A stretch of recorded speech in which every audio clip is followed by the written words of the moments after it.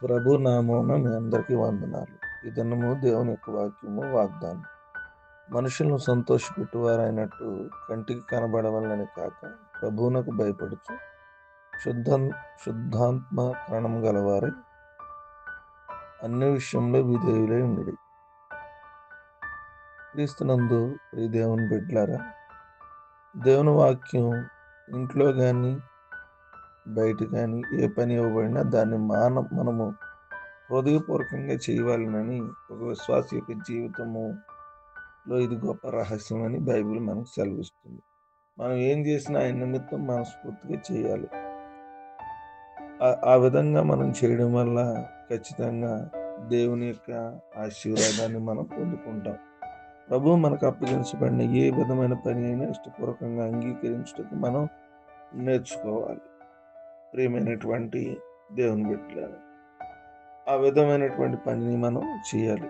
యెరూషలేము ప్రాకారం కట్టడంలో నెహెమ్యాకు సహాయము చేయడానికి వచ్చిన వారందరూ కూడా ఆ పనిని చాలా హృదయపూర్వకంగా చేసినట్టుగా మనం చూడగలుగుతున్నాం. మన పరిశుద్ధ సమాజంలో పనులు చేసేటప్పుడు, దేవాలయంలో మనం పనులు చేసేటప్పుడు, ఏ విధమైనటువంటి పని చేయాల్సి వచ్చినప్పుడైనా కూడా మనం మనుషులను సంతోషపెట్టడానికి కాకుండా దేవుని మాత్రమే సంతోషపెట్టడానికి ఈ పనులన్నీ మనం చేయాలి. హృదయపూర్వకంగా ప్రభువుకు భయపడుచు చేయాలి. ఈ పని నేను ఎందుకు చేయాలి అంటే ప్రభువుని మనం సంతోషపెట్టాలి. ప్రభువును సంతోషపెట్టి మన విధేయత కలిగి ఉంటే దేవుడు ఖచ్చితంగా మనం దీవిస్తాడు. కొద్ది మాటలు దేవుడు మన వెనుకల్లో ఫలించి ఆశీర్వదించుగాక. ఆమేన్. కళ్ళు వంచుకున్నాం, కళ్ళు మూసుకున్నాం, ప్రార్థన చేసుకున్నాం.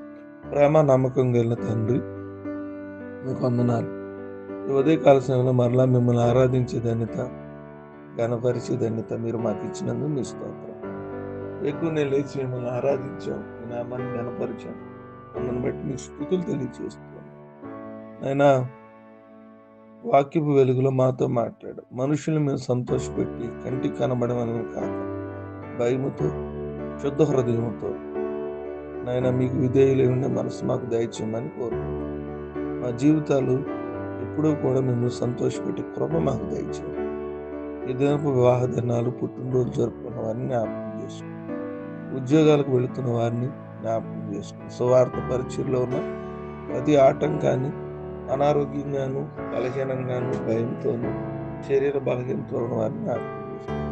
ఈ దినమంతా కాచి కాపాడి మమ్మల్ని, మా కుటుంబాన్ని సురక్షితంగా ఉంచి మీ కృపలో నడిపిస్తారు. నీ ప్రార్థన యేసు నామమున నడుచున్నాను తండ్రి.